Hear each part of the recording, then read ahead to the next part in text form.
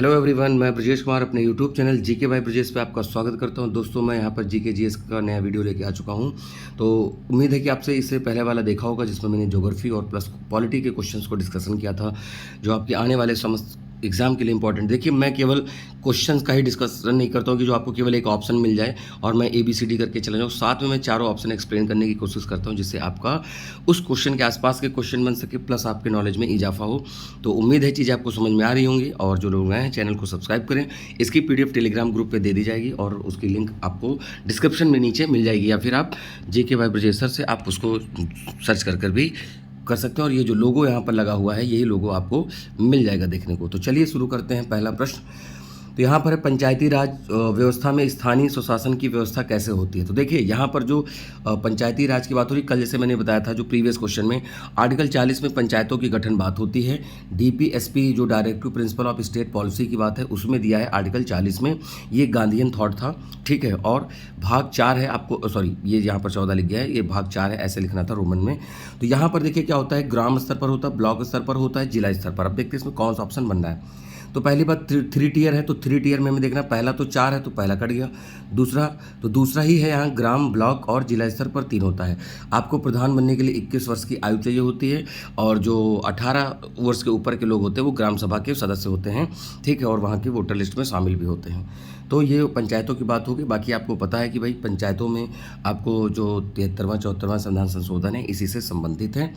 तो अब यहाँ पर इतनी बात हो गई पहले क्वेश्चन से संबंधित। तो आप देखते हैं कि मैंने जो बातें बताई हैं, तो थोड़ा उसको नोट करें। मे बी स्पीड ज़्यादा लग रही होगी, बट मैं कोशिश करूँगा कि आगे उसको कम कर दें। तो बी ऑप्शन था, ग्राम स्तर, ब्लॉक स्तर और जिला स्तर पर 3 टियर, ठीक है। इसके लिए जैसे कमेटियाँ हैं, बलवंत राय मेहता, अशोक राय मेहता, GKV राव कमेटी, इस तरह की कई सारी कमेटी आई इनको समय समय पर इम्प्रूवमेंट के लिए। अगला है, भूपेन हजारिका सेतु, देश की सबसे लंबी नदी सेतु का निर्माण किस नदी पर किया गया। तो देखिए, भूपेन हजारिका ये असम राज्य के थे, ठीक है। तो इनको बीच में क्या नाम है कि भारत रत्न में दिया गया था, तो भूपेन हजारिका। तो ये यहाँ पर देखिएगा, ये म्यूजिशियन भी थे माना जाता है। तो ये क्या है, असम राज्य में यहाँ पर क्या है कि सबसे लंबा नदी पुल है यहाँ पर। अगला है, राज्य मानवाधिकार रिपोर्ट किसे देता है। तो ये देखिए, राज्य सरकार को देते हैं। राज्य मानवाधिकार रिपोर्ट राज्य सरकार को देंगे, फिर वो क्या कहते हैं कि सदन में रखकर इस पर डिस्कस भी होगा, ठीक है। ये यहाँ पर क्या होगा, राज्य सरकार आंसर हो जाएगा। अगला है, आतंकवादियों ने भारतीय संसद पर कब हमला किया था। देखिए, इसके मास्टरमाइंड थे कौन, अफजल गुरु। अफजल गुरु को बाद में फांसी दे दी गई थी। अफजल गुरु इसके मास्टरमाइंड थे, और इन्होंने जो आक्रमण उस पर मतलब पार्लियामेंट पे हमला करवाया था, तो ये 13 दिसंबर 2001। अब देखिए, बात आई है पार्लियामेंट। देखिए, मैं साथ में मैंने क्या कहा, अगर आसपास की कोई चीज़ आती है तो उसको मैं ज़रूर बताऊंगा। पार्लियामेंट का आर्टिकल है 79, और पार्लियामेंट बनी है किससे, हमारे प्रेसिडेंट से। प्रेसिडेंट है आर्टिकल 52 में, फिर उसके बाद है राज्यसभा है आर्टिकल 80 में, और फिर है लोकसभा आर्टिकल 81 में, ठीक है। अब यहाँ पर प्रेसिडेंट की बात हो गई 52 में, ठीक है, और 61 से प्रेसिडेंट पर क्या होता है, इम्पीचमेंट लगता है, महाभियोग। राज्यसभा उच्च सदन है, कभी भंग नहीं होता, केवल सत्रावसान किया जाता है। लोकसभा भंग हो सकती है, विघटित भी हो सकती है, और सत्रावसान भी हो सकता है, ठीक है। तो ये यहाँ पर याद रखिएगा, लोकसभा को निम्न सदन कहते हैं। इसका चुनाव प्रत्यक्ष रूप से हम लोग करते हैं, और इसका हमारे प्रतिनिधि, राज्यसभा के चुनाव जो होता है वो विधायक लोग या हमारे प्रतिनिधि लोग करते हैं। तो उम्मीद है इतनी पॉइंट आपको समझ में आ गए होंगे।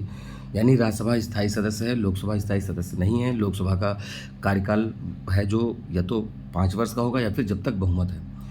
अगला है, दक्षिण एशियाई क्षेत्रीय सहयोग संगठन, सार्क की बात हो रही है, south Asian association for regional corporation. इसकी पूछा जा रहा है कि हेडक्वार्टर कहाँ है। देखिए, एक चीज़ समझिएगा कि सार्क, जब से पाकिस्तान ने यहाँ पर क्या कहते हैं कि प्रॉब्लम क्रिएट करना शुरू किया है, तो सार्क की मीटिंग काफ़ी समय से नहीं हो पाई है। तो ये नेपाल के उसमें है, ठीक है, नेपाल में काठमांडू में इसका हेडक्वार्टर है। तो सार्क, देखिए एक चीज़ है, पहली बात तो हमने कहा इसका मुख्यालय कहाँ है, फिर यहाँ पर देखिए क्या है, इसका फुल फॉर्म भी पता चल गया। तो दोनों चीज़ें आपको पता चल गई हैं, यहाँ से नोट कर सकते हैं। बंगाल को मुगल साम्राज्य से पृथक कर स्वतंत्र किसने किया। यानी यहाँ पर देखिए, बंगाल को मुगल साम्राज्य से बिल्कुल अलग कर लिया था ये मुर्शिद कुली खां, ठीक है। तो दिल्ली से यहाँ पर ये गया था बंगाल में, और ये क्या कहते हैं, फिर बाद में इसने धीरे धीरे मुगल साम्राज्य को टैक्स देना कम कर दिया, फिर ये धीरे धीरे अलग ही हो गया। बाद में अगर आपके दिमाग में आएगा कर्जन, तो बंगाल का विभाजन जो होता है वो लॉर्ड कर्जन करते हैं, ठीक है। तो यहाँ पर कर्जन का मामला अलग है, ये मुगल से बंगाल को अलग करने की बात कर रहे हैं, ये बंगाल को विभाजन तो कर्जन ने किया था 1905 में, ठीक है। और 16 अक्टूबर 1905 को लागू होता है। इसी के बाद स्वदेशी मूवमेंट शुरू होता है। अगला है गोल्डन हैंडशेक का संदर्भ निम्नलिखित में से किसका है। पहला है अति विशिष्ट व्यक्तियों के सम्मान से, शैक्षिक सेवानिवृत्ति से, मंगलम समुद्र यात्रा की कामना से, और अगला है विशिष्ट अतिथियों की अगवानी से। तो यहाँ पर देखिए क्या, स्वैच्छिक सेवानिवृत्ति योजना से, देखिए जिसको हम बोलते हैं वीआरएस, वॉलंटरी रिटायरमेंट जो सर्विसेज होती हैं वीआरएस, मतलब आप किसी जॉब में हैं, गवर्नमेंट जॉब में, और आप 60 वर्ष पे रिटायर होंगे, उससे पहले आप क्या करें, 55 साल पे, 58 साल पे आप खुद चाहें कि हम वीआरएस ले लेंगे, तो एक गोल्डन हैंडशेक कहा जा रहा है, ठीक है। तो इस तरीके की चीज़ें भी हैं और लोग लेते भी हैं, ठीक है। अगर शारीरिक क्षमता नहीं है तब लोग ले लेते हैं, या कोई परिवार की ज़रूरत होती है, नहीं साथ दे पा रहे हैं तो फिर वो ले लेते हैं, या फिर कोई दबाव में ले लेते हैं। अगला, भारत में गरीबी का स्तर निर्धारित होता है। अब यहाँ पर है the level of poverty in India is determine the based on the per capita income. Per capita income क्या होती है भाई, देखो प्रति व्यक्ति कितना कमा रहा है, तो टोटल देश की इनकम बटे पॉपुलेशन, इनकम बटे पॉपुलेशन, तो वो आ जाएगी पर कैपिटा इनकम आ जाएगी, यानी प्रति व्यक्ति। तो प्रति व्यक्ति इनकम तो लाख रुपए है, बट ऐसा कहाँ है कि लाख रुपए कमाते, बहुत लोग 1 रुपये भी नहीं कमाएंगे, बहुत लोग करोड़ों कमाएंगे, तो डिपेंड करेगा। तो यहाँ पर है विभिन्न घरेलू की प्रति व्यक्ति आय पर, दूसरा है औसत घरेलू आय पर, घरेलू उपभोक्ता के व्यय के आधार पर, और देश की मलिन आबादी के आधार पर। तो यहाँ आंसर हो जाएगा घरेलू उपभोक्ता के व्यय के आधार पर, ठीक है। परचेजिंग पावर भी देखी जाती है, कितना खर्च कर सकते हो घर पे, कितना यहाँ पर क्या है कि उपभोक्ता कितना व्यय कर रहा है। अगला, सौरमंडल के बाहर साइरस नामक एक चमकीले तारे को हम और किस नाम से कहते हैं, तो देखिए इसको हम डॉग स्टार कहते हैं, ठीक है, डॉग स्टार कहते हैं। और ये पृथ्वी के निकट सबसे ज़्यादा स्टार माना जाता है डॉग। कैसे याद रखोगे भाई, इसको क्या बोलते हैं, साइरस भी बोलते हैं। ऐसा याद रखिएगा कि वो डॉग सिर्फ कहाँ मिलते हैं, अर्थ पे। सारस नाम के पक्षी मिलते हैं कहाँ पर, पृथ्वी पे। तो जो साइरस है ये क्या है, पृथ्वी के निकट जो है कोई चमकीला तारा, सूरज के अलावा, और सूरज के पास प्रॉक्सिमा सेंचुरी है। एक होता है ध्रुव तारा जिसको बोलते हैं पोल स्टार। पोल स्टार की डायरेक्शन जो हमेशा होती है वो आपको नॉर्थ में मिलती है। तो प्रश्न बनते हैं, अगर कोई व्यक्ति किसी डायरेक्शन में खड़ा है, उसका घर 6 किलोमीटर दूर है, तो उसे किस डायरेक्शन में जाना चाहिए, तो वो कैसे पता करेगा, तो पोल स्टार से ही पता करेगा। अगला है, आकार के संदर्भ में बृहस्पति हमारे सौर मंडल में कौन सा स्थान है, ठीक है। देखिए यहाँ पर क्या है, बृहस्पति आकार में देखा जाए तो पहले नंबर पे आ रहा है, ठीक है। तो सबसे बड़ा ग्रह ही माना जाता है। अगर बात करें कि सबसे डेंसिटी सबसे ज़्यादा किसकी होती है, तो डेंसिटी होती है अर्थ की। डेंसिएस्ट प्लैनेट की अगर हम बात करें तो पृथ्वी की होती है। अर्थ हमारा सबसे डेंस है, 5.5 ग्राम पर सेंटीमीटर क्यूब है इसका, ये जान लीजिएगा, ठीक है। तो यहाँ पर ये हो जाएगा। अब देखो यहाँ पर सन हो गया, मरकरी, वीनस, अर्थ, मार्स, जुपिटर, सैटर्न, यूरेनस और नेपच्यून, और बीच में एस्ट्रॉयड बेल्ट जो होती है जिसको हम क्षुद्र ग्रह कहते हैं, ठीक है। ये होते हैं दोस्तों टेरेस्ट्रियल प्लैनेट जिसको जोवियन कहते हैं, सॉरी इनर कहते हैं। लास्ट के होते हैं जोवियन या आउटर। इसके बाद एक बेल्ट होती है जिसको हम काइपर बेल्ट बोलते हैं, ठीक है। ये भी एक प्रकार के एस्ट्रॉयड ही हैं। उम्मीद समझ में आ रही होगी भाई। सन के नज़दीक मरकरी, सबसे दूर नेपच्यून, वीनस को हम इवनिंग स्टार, मॉर्निंग स्टार, पृथ्वी की जुड़वा बहन, पृथ्वी के सबसे निकट का तारा, सबसे गर्म और सबसे चमकीला तारा कहते हैं। मार्स को हम रेड प्लैनेट कहते हैं, अर्थ को हम ब्लू प्लैनेट कहते हैं, यूरेनस को हम ग्रीन कहते हैं, सैटर्न के चारों ओर रिंग्स पाई जाती हैं, नेपच्यून सबसे दूर है, सबसे ठंडा है, इसको रेवोल्यूशन पीरियड बहुत ज़्यादा टाइम लगता है, मरकरी को सबसे कम लगता है। ये पॉइंट उम्मीद है कि जो हमने 10-12 पॉइंट जल्दी जल्दी बताए हैं आप इसको ज़रूर देखें। एशिया के सबसे बड़े मरुस्थल का नाम बताइए, तो एशिया में सबसे बड़ा मरुस्थल, देखिए जैसे मैं एक्सप्लेन करता हूँ चीज़ें, और आपको कुछ लगता है कि इसमें कुछ इंप्रूव किया जाना चाहिए या आपके हिसाब से बेटर है, तो आप उसको कमेंट में ज़रूर बताएं। आप लोग कमेंट करेंगे तब हम समझेंगे कि हाँ कहाँ पर कैसे इश्यूज़ आ रहे हैं, और उसको आप बताएं कि हाँ सर इस तरीके से चीज़ें, और आपको सही लग रहा है तो बिल्कुल उसके लिए भी आप कमेंट करें, और जहाँ पर आपको रिक्वायरमेंट है बेसिकली वो आप बताएं। एशिया का सबसे बड़ा मरुस्थल क्या है भाई, गोबी डेजर्ट। गोबी कहाँ है, मंगोलिया में, और ये सबसे मतलब ठंडे में भी आ रहा है, ठीक है, मंगोलिया। अब बात करते हैं यहाँ पर कुछ बात कर लेते हैं भाई। तकलामकान कहाँ है, चाइना में, तकलामकान चाइना है। काराकोरम कहाँ है, तुर्कमेनिस्तान में, तुर्कमेनिस्तान में है। गोबी आपका हो गया मंगोलिया में। थार हो गया इंडिया में, ठीक है। एक बात और, थार मोस्ट पॉपुलेटेड है, यानी सबसे घनी आबादी वाला डेजर्ट है। और एक आता है आटाकामा डेजर्ट। आटाकामा डेजर्ट जो है वो चिली में पड़ता है, चिली के नॉर्थ वाले पार्ट में, और सबसे ड्राइएस्ट डेजर्ट है आटाकामा, ठीक है, तो ये याद रखिएगा।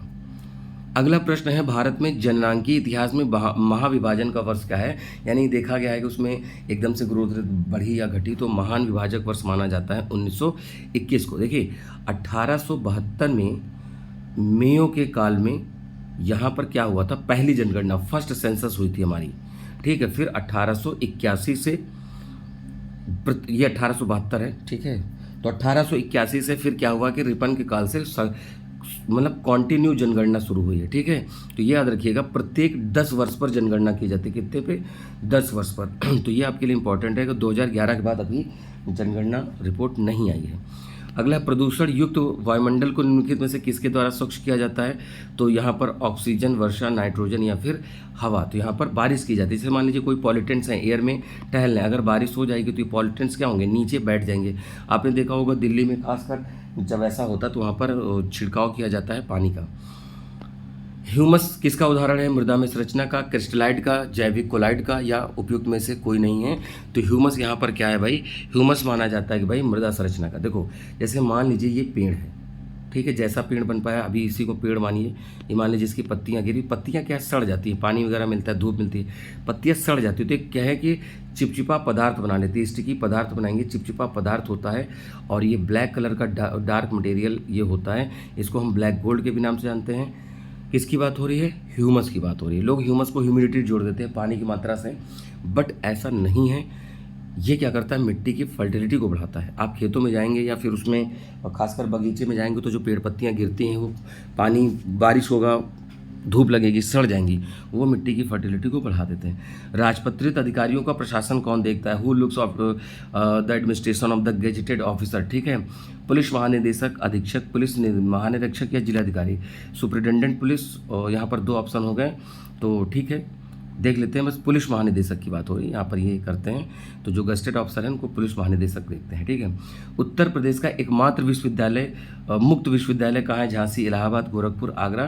तो ये है इलाहाबाद। मुक्त विश्वविद्यालय कौन सा है, राजर्षि टंडन, राजर्षि टंडन, ठीक है। और बाकी हर राज्य का अपना होगा। और देश लेवल पे कौन है, देश लेवल पे ओपन यूनिवर्सिटी इग्नू है, Indira Gandhi national open university, IGNOU इसको बोलते हैं। ये मेन दिल्ली में है, लेकिन आप रीजनल ब्रांचेस में भी पढ़ाई कर सकते हैं, यानी डिस्टेंस लर्निंग से यहाँ पे आपको पढ़ाया जाता है, ठीक है। आप मान लीजिए ग्रेजुएशन करना चाहते हो तो इग्नू के थ्रू कर सकते हैं, या फिर यूपी के हैं या यूपी में तो राजर्षि टंडन कर सकते हैं, ठीक है। बाकी अगर आप सेंट्रल लेवल, सेंट्रल यूनिवर्सिटीज़ करना चाहते हो तो आप इग्नू से कर सकते हैं। ऐसा प्रावधान है हम लोगों के यहाँ। कर्मा एक लोक नृत्य है, सोनभद्र का, बुंदेलखंड का, ब्रजभूमि का, या इनमें से कोई नहीं। तो कर्मा नृत्य है सोनभद्र का। देखिए भारत में बहुत सारे डांस होते हैं, क्लासिकल डांस बहुत सारे हैं। क्लासिकल डांस हैं कितने में से, 8 हैं, 8, ठीक है।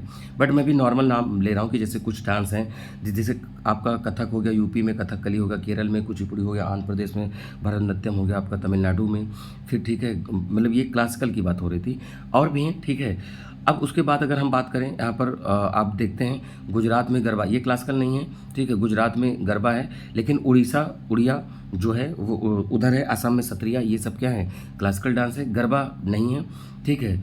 और इसके बाद यहाँ पर क्या करेंगे बात हम, जो पंजाब में है, पंजाब में गिद्दा भांगड़ा हो गया, डांडिया हो गया गुजरात का, घूमर हो गया राजस्थान का, यक्षगान हो गया कर्नाटक का, बिहू पर्व हो गया असम का, ठीक है। तो इस तरीके से पर्व हैं और कुछ डांस हैं जो याद कर लेने चाहिए आपको।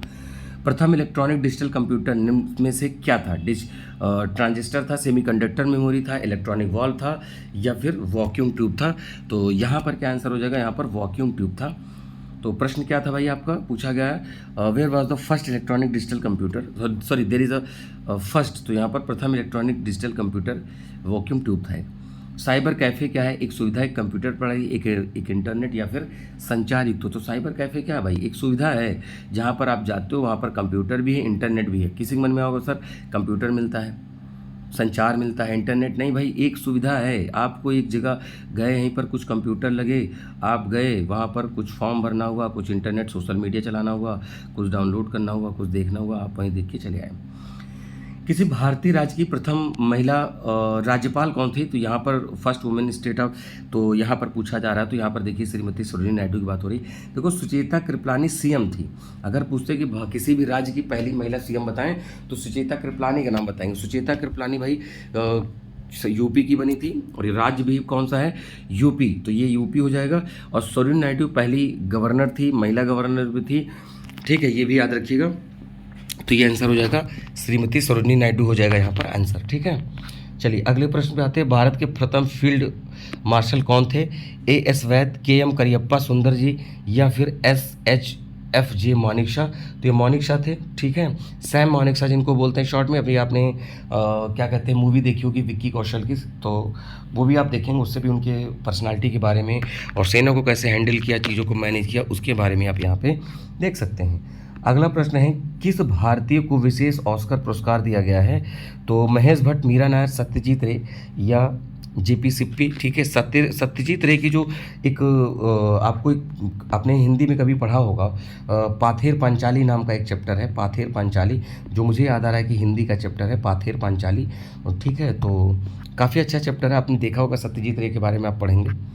अगला है प्लेइंग इट माई वे, इसके लेखक कौन है? सचिन तेंदुलकर, सौरभ गांगुली, वीवीएस लक्ष्मण, चेतन चौहान। तो देखिए, जब भी कोई भी हो बुक, जो फेमस ऑथर होते हैं या फिर कह सकते हैं कोई अभिनेता हुए या फिर कोई खिलाड़ी हुए, अगर उन्होंने लिखा तो वो आपसे पूछी जाती है। तो ये सचिन तेंदुलकर की है, प्लेइंग इट माई वे, इनकी बुक है, लिखी गई है। निम्नलिखित में से वाकाटक वंश के संस्थापक कौन थे? प्रवरसेन द्वितीय, प्रथम विंध्य शक्ति या प्रभावती गुप्त। तो देखिए हिस्ट्री का भी क्वेश्चन आया है, तो वाकाटक वंश के जो संस्थापक थे विंध्य शक्ति थे, याद रखिएगा, विंध्य शक्ति, वाकाटक वंश। उत्तर प्रदेश की पहली महिला मुख्यमंत्री, अभी मैंने प्रीवियस क्लास क्वेश्चन में बताया कि भाई सुचेता कृपलानी थी। ठीक है, सुचेता कृपलानी थी। और अगर हम बात करें कि भाई गवर्नर की, तो गवर्नर भी यूपी की ही थी, पहली महिला किसी भी राज्य की महिला गवर्नर श्रीमती सरोजिनी नायडू थी, और वो भी यूपी की ही बनी थी।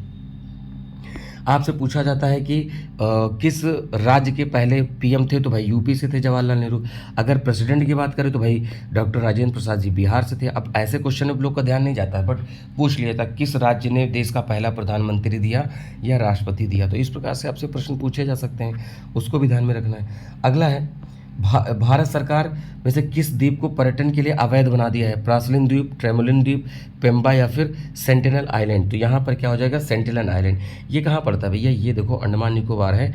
यहाँ पर अंडमान निकोबार में थोड़ा सा ट्राइबल ग्रुप ज़्यादा हैं, जिसकी वजह से वहाँ पर जाने के लिए लोगों को मना किया जाता है, ताकि उनकी कला संस्कृति और उनके जो आवास हैं या उनके लोगों को डिस्टर्ब ना हो, क्योंकि अभी भी वहाँ की जनजातियाँ हमारे मुख्य धारा से नहीं जुड़ पाई हैं, जिसकी वजह से वो भी विरोध करते हैं। या फिर एक बार अमेरिकी व्यक्ति गया था, तो वहाँ के लोगों ने तीर वगैरह से, धनुष तीर से, इसको क्या कहता है, उस पर बाण चला के उसको मार डाला था। ठीक है, स्वतंत्र भारत के पहले रक्षा मंत्री कौन थे भाई? तो यहाँ स्वतंत्र भारत के पूछा जा रहा है भाई। कैलाशनाथ काटजू, वीके मेनन, बलदेव सिंह, यशवंत राय चौहान। तो यहाँ पर क्या था? बलदेव सिंह, सरदार बलदेव सिंह। ऐसे याद रखो, जिसके पास बल होगा वही रक्षा करेगा भाई, तो बलदेव सिंह करेंगे। ठीक है, अगला, हर्षवर्धन और पुलकेशन द्वितीय का युद्ध किस नदी के तट पर हुआ? देखिए, जो हर्षवर्धन को साउथ विजय से यहाँ पर रोका था, पुलकेशन द्वितीय ने रोका था नर्मदा नदी पर रोका था। ठीक है, ये याद रखिएगा। तो ये हर्ष चाह रहे थे कि हम साउथ की विजय करें, बट यहाँ पर इनको पुलकेशन द्वितीय राजा ने यहाँ पर क्या किया था? रोक लिया था, और वही नर्मदा नदी के पास युद्ध हुआ था। अगला, सरदार भाई पटेल की, वल्लभ भाई पटेल की जो स्टैचू ऑफ यूनिटी है किस नदी पर है भाई? नर्मदा नदी पर है। आपको तो है भाई गुजरात के केवाड़िया डिस्ट्रिक्ट में, गुजरात में ये भी आपके लिए है भाई। विश्व की सबसे ऊंची प्रतिमा मानी जा रही है अभी तक, आगे होगी तो देखा जाएगा। 31 अक्टूबर को यूनिटी डे, मैंने अभी सारे दिवस रिवाइज करा, मैंने 31 अक्टूबर को बताया था। इनका क्या है कि भाई यूनिटी डे मनाते हैं। तो ये नर्मदा हो गया। विधवा विवाह नियम कब आया? देखिए क्वेश्चन तो 30वां था, बट यहाँ पर 20 लिख गया है। तो विधवा विवाह पुनर्अधिनियम जो आया 1856 में आया। ठीक है, तो दोस्तों ये आपके जीके के 30 क्वेश्चन रहे हैं। उम्मीद है आपको चीज़ें समझ में आई होंगी, और आपको स्पीड रिगार्डिंग अगर कोई इशू आता है तो आप बताएं कि स्पीड धीमी करनी है या बैलेंस्ड है, आप उसको जरूर कमेंट में बताएं। जो लोग नए प्लीज़ चैनल को सब्सक्राइब करें, दोस्तों में शेयर करें। आपका एक शेयर और एक आपका सब्सक्राइब करना हमारे लिए बहुत हेल्प करता है। ठीक है, तो प्लीज़ इसको करें। और पीडीएफ इसकी आपको टेलीग्राम ग्रुप पे मिलेगी, और साथ में इंस्टाग्राम ग्रुप पे भी जुड़ सकते हैं, और मतलब ग्रुप पे नहीं, इंस्टाग्राम को पे पेज फॉलो कर सकते हैं, जहाँ पर मैं तमाम तरह की चीज़ें वहाँ पर पोस्ट करूँगा और कर रहा हूँ। आप ही कुछ दिन से मैंने वहाँ पर शॉर्ट्स वीडियो डाले हैं, कुछ जाके वहाँ पर देखें, जो कि आपको कम समय में शॉर्ट ट्रिक के माध्यम से बहुत इंपॉर्टेंट चीज़ें आपको देखने को मिलेंगी। फिर इसी तरह का होगा कि भाई मैं सारे नेशनल पार्क एक साथ, सारे माउंटेन एक साथ, तो मैं उसको कुछ वहाँ पर लिस्ट डालूँ, तो आप उसको वहाँ से ज़रूर देखें। तो उम्मीद है चीज़ें आपको समझ में आ रही होंगी। तो मिलेंगे अपने नए वीडियो में। कोई और डाउट होगा तो कमेंट जरूर करें। पीडीएफ आप देख सकते हो, साथ में करंट अफेयर भाई आपको मिल रहा है डेली, और जाकर ज़रूर देखें। प्लेलिस्ट में उसमें लिंक कर दूंगा, बट आप डायरेक्ट भी जीके बाय ब्रजेश पर सर्च कर सकते हैं। ठीक है दोस्तों, तो मिलेंगे अपने नए वीडियो में, तब तक के लिए नमस्कार, थैंक यू, जय हिंद।